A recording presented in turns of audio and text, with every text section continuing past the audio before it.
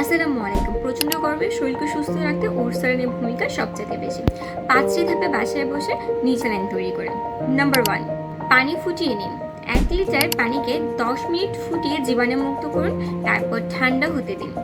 Number 2, লবণ ও চিনি ভালোভাবে মেশান। ফুটন্ত পানিতে 6 চা চামচ চিনি ও হাফ চা চামচ লবণ মিশিয়ে ভালোভাবে নেড়ে নিন। 3, সঠিকভাবে গুলিয়ে নিন। চিনি ও লবণ পুরোপুরি গলে যাওয়া পর্যন্ত নেড়ে মিশিয়ে নিন। নাম্বার 4, স্বাদ পরীক্ষা করুন।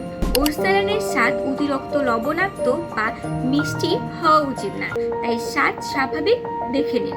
নাম্বার 5, ওটস স্যালাইন ফ্রিজে সংরক্ষণ করুন। এই ওটস স্যালাইন 6 থেকে 7 ঘন্টার মধ্যে পান করুন। 24 ঘন্টার বেশি ওটস স্যালাইন সংরক্ষণ করা যাবে না।